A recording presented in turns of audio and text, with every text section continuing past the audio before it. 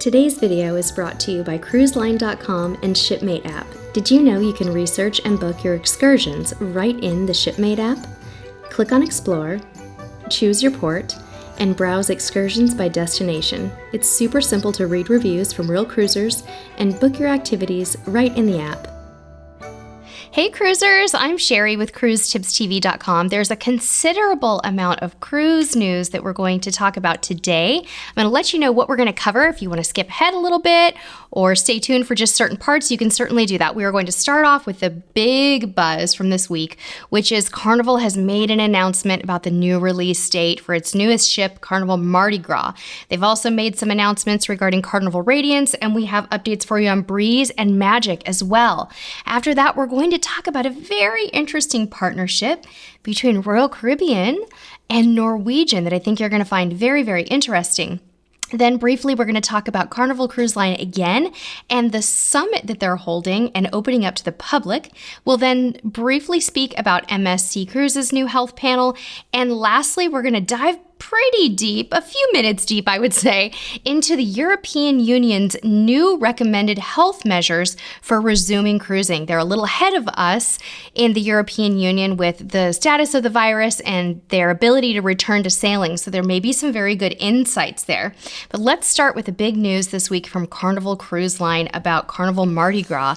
I know that this is very disappointing to many of you, but Mardi Gras, Carnival's brand new ship that's set to debut, in fact, their first LNG-powered ship to operate in the Western Hemisphere, the one that has the roller coaster, guys. It is now going to be entering service on February 6th, 2021 out of Port Canaveral. So unfortunately, those of you who had cruises booked from November 14th, 2020 to January 30th, 2021 have been canceled. And I know this is very difficult news. Now on to news about Carnival Radiance. Now Carnival Radiance is the ship that was undergoing the $200 million dry dock in Cadiz, Spain. Well, unfortunately, that dry dock was suspended in the spring when the pandemic happened, and that resulted in a big lockdown in Spain. So unfortunately, Carnival is still evaluating the shipyard situation over there to complete the transformation. But unfortunately, it looks like Radiance will not be complete until the spring. There is no date yet set by Carnival, but right now they're saying don't expect anything until spring.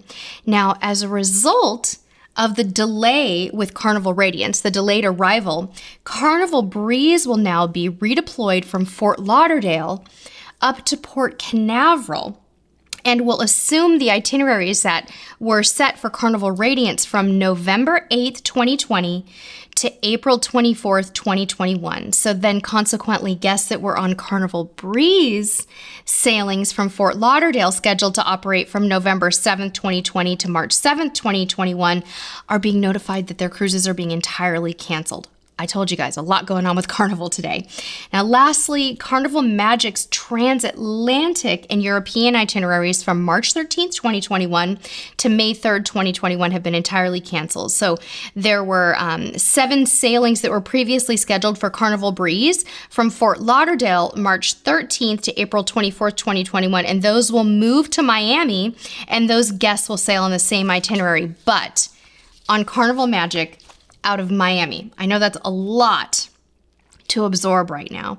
Now I want to talk just for another brief moment about Carnival Radiance, because one of our followers sent us a letter that they received. Now they were booked on Carnival Radiance, and so those folks who had their Radiance sailing moved to Breeze, they got a letter that looked something like this. They said that they're obviously announced to the Radiance guests that they were being moved to Carnival Breeze. They said, Carnival Breeze is a larger vessel and one of our newest and most popular ships that has many of the Radiance features our guests love. Alchemy Bar, Cucina del Capitano, Limelight Lounge, Red Frog, there's just tons of them.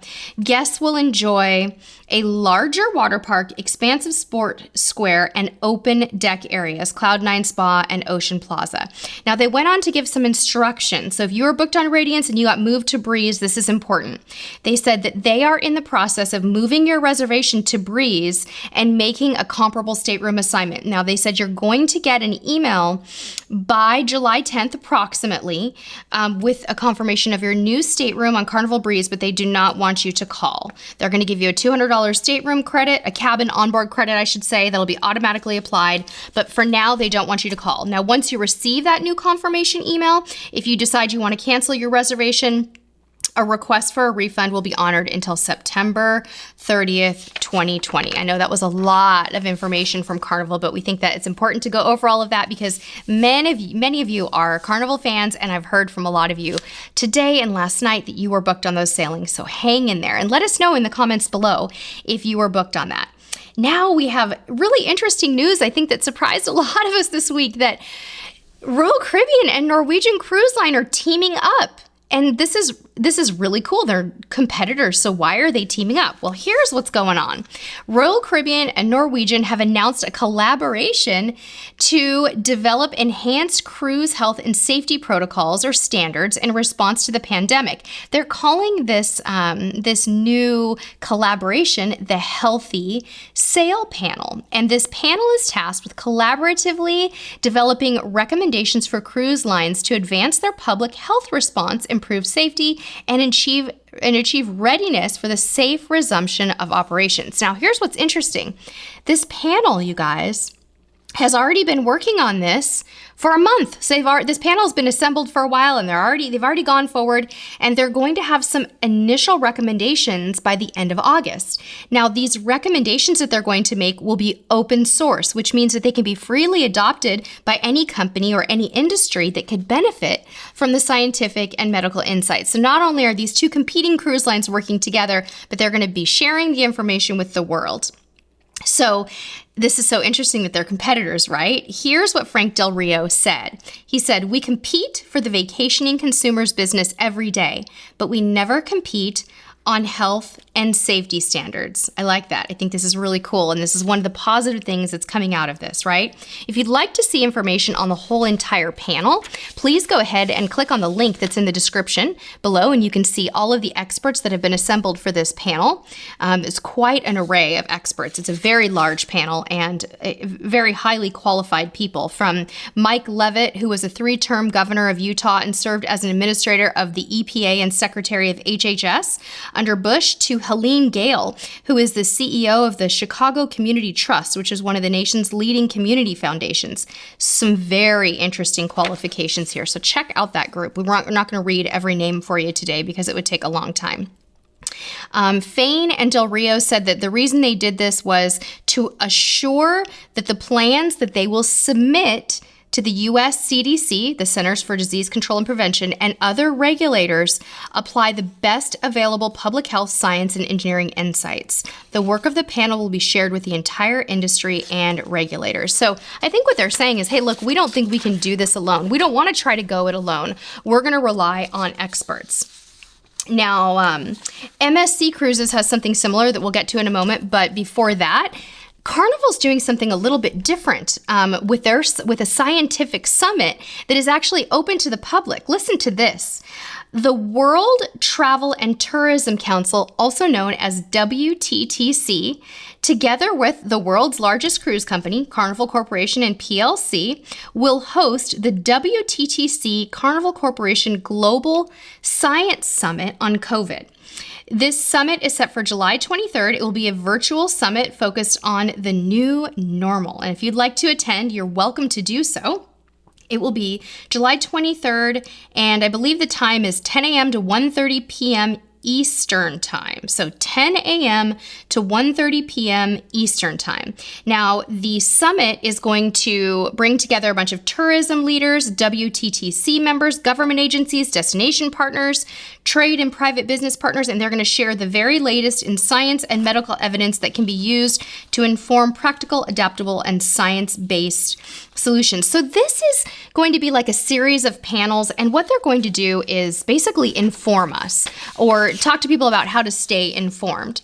So it's free to attend, and if you would like to register for it, I'm going to go ahead and give you the website here. It is covidsciencesummit.com. So covidsciencesummit.com is how you could register for that. So they're going to be covering epidemiology, all kinds of different things. Apparently, Arnold Donald approached the WTTC president and CEO about this idea, and it all worked out. So again, lots of different panels, lots of industry sectors. They're going to be talking about epidemiology, transmission, screening and testing, therapeutics, and practical risk mitigation, and this is open to the public. So bravo for another wonderful collaboration that we're hearing happening here. Now, MSC Cruises has also announced that they have formed what's called a Blue Ribbon COVID expert group.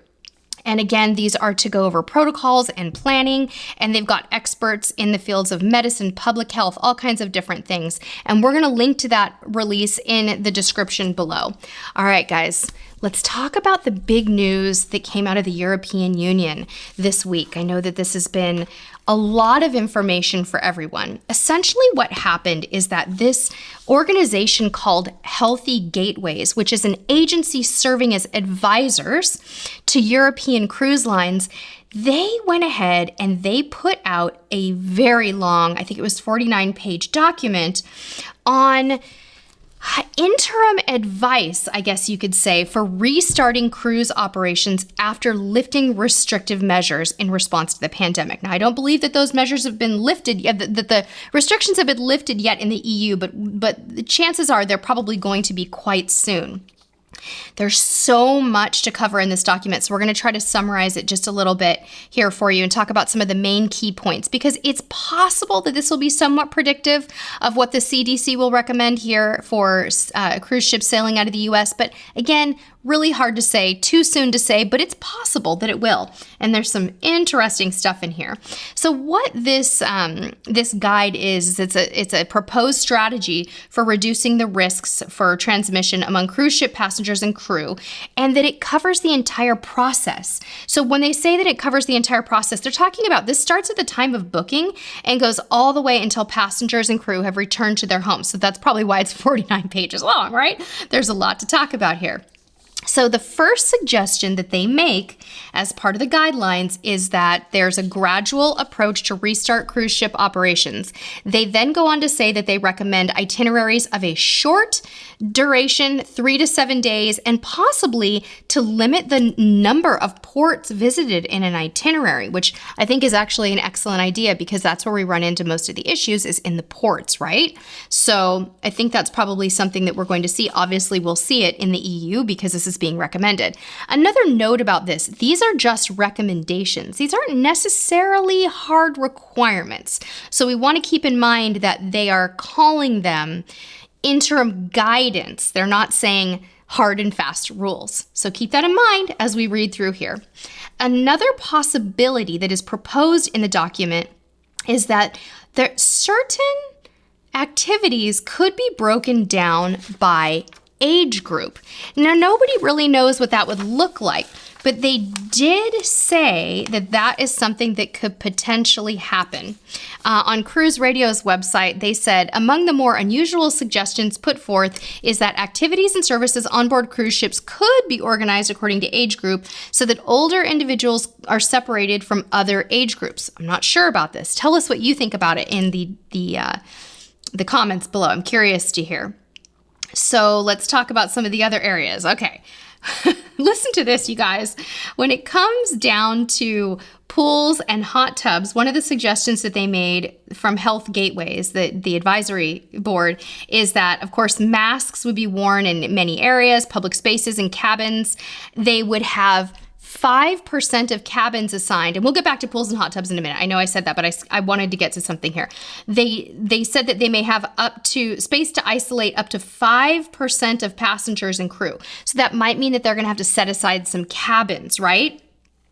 Another thing that they said with swimming on board the ship is that they would only have one bather per 13 feet in pools, and that swimmers may be, quote unquote, separated by a schedule. Isn't that interesting? The pools and hot tub thing, that is so interesting. They also went on to say about pools and hot tubs that they would recommend that indoor pools are not used unless they have retractable roofs, which can allow for ventilation. Now, a lot of these ships, like the older Princess ships, have retractable pool roofs. Holland America, even some Carnival ships, I believe. So I think that's great. Just retract the roof, get some ventilation going in there, and you can still use the pool. They also said that loungers on the Lido deck would be positioned in such a way that they allow for social distancing, and that, get this, in the hot tub, it should only be used by bathers of the same household or by bathers staying in the same cabin, which means they're probably really going to have to monitor who gets in those hot tubs. So they would no longer be shared. You'd have to take turns. I'm sure they'd put some kind of a time limit on it, right? And again, you guys remember, this is in the European Union. And these are all just guidelines. We don't know if they're happening yet, but it could be indicative of what is to come. So interesting stuff in the pool here. I think that that's going to be something that continues to develop and that people are going to be very, very curious about, right? I mean, you can only go with your own party in the hot tub. So if another couple wants to get in, or if a kid walks over and they're not with you, there probably have to be staff standing there telling them that they can't get in. I don't know. Very, very interesting. All right. So let's talk a little bit more about this grouping thing that they're talking about. They suggested that people could be grouped or given scheduled times for food service, embarking and disembarking, and participating in some onboard activities. They said, of course, social distancing is clearly going to play a huge role, and the Health Gateway's recommendations deal with nearly every aspect of this. You've got floor markings, social distancing, all of that good stuff. So I think they're probably going to be looking at social distancing stuff that is similar to what we're seeing on land. Now, what about face masks? The recommendation is there. It says the guidance offered by Health Gateways for passengers on European ships says yes, at least at times. So, for example, face masks should be used in any situation where contact or interaction with others will occur, and where it's challenging or impossible to maintain social distancing. So they suggest that this could be a possibility. Face masks could be a possibility when you're walking through the halls, right? Those corridors are really narrow. Taking elevators, embarkation and disembarkation, and maybe even sometimes on-shore excursions. So the distancing, the masks, all of that stuff. How about buffets? How about food? They're saying right now that buffets should, if possible, be avoided, and then that if they're going to have buffets, that they should be served by crew, which is obviously the no self-serving thing is probably going to be the case across all the cruise lines, at least for a little bit. A little bit more about dining. They said that you can't share tables anymore, that only passengers staying in the same cabin and or persons from the same household or same traveling unit should dine at the same table. I'm personally fine with that. There may be some people who like to dine with others who might be disappointed. Let us know in the comments. Do you like to dine with other people, or do you prefer to dine solo? I'm curious to know what you like. Another recommendation is that they'll have disposable condiments, as well as extended hours and maybe required reservations to control guest flow. Can you imagine if you had a reservation at the buffet? They also said that the European Union is going to suggest to people that they try to avoid elevators whenever possible, which is very interesting. Let's talk about cabin cleanliness for a minute, because there's some really new information in here. Obviously, they'll do the typical deep cleaning, but then they advise that any item that can't be cleaned and disinfected between cabin occupancies should be removed. That would include menus, magazines, and other objects that can't be disinfected, including coffee or tea packaging or minibar products. But if you wanted to get some of these items, you could request them and have them brought to your room. It doesn't mean they're going away entirely. It's just that they don't want them going from sailing to sailing. So I think that's kind of interesting. I know I love the coffee pots in the room on Norwegian, and I'd really miss that. I love the tea kettles in the room when we were on Diamond Princess over in Asia, so that'll be interesting. Now, here's one that might surprise you. They're actually recommending that the cabin stewards should change your towels less often and not more often. They said that where towels are concerned, they should be changed upon a passenger's request or routinely, but it is recommended that routine changes are made less frequent than normal, avoiding changes of towels twice a day. Isn't that interesting? I'm not sure exactly why that is. If you have some insight into that, let me know. Now, we're getting ready to wrap this up. Just a few more minutes. Hang in there. I promise we're almost done. They are recommending for children's play areas that children's play areas should only be outside, and if that's not possible, they've got to limit the number of children admitted into the area to allow for social distancing. And when it comes to crowded places like casinos and theaters and things like that, they're going to have to increase the number of shows, decrease the duration of the shows so that more passengers can be accommodated, but in smaller groups. They also said they'd limit the number of people allowed to access the casino at any one given time to avoid overcrowding. Allow at least 30 minutes to pass between any classes held in the fitness center so the room can be ventilated. Shoppers would be encouraged not to handle items in the various shops on board, and passengers, like we said before, should be advised against the use of elevators where possible, and that they should use masks in the elevator. So again, please remember, guys, this is for ships sailing in European waters only. These are not guidelines for the United States yet, but it could be telling of what's to come. The CDC's no sail order is set to expire or be extended. Nobody really knows. On July 24th, today is what? July 7th. So we've got just a few more weeks. It'll be interesting to see what happens there and what's coming. Let us know in the comments below if any of those changes with Carnival have impacted you. We'd love to hear from you. If you, before you go, could give us the gift of a thumbs up, that'd be awesome. And if you're new around here, I'm counting on you to subscribe, turn on the notification bell. We have a lot of great content coming for you. Thank you so much again for tuning in. Please visit our website, CruiseTipsTV.com. And until next time, friends, we'll see you on the high seas.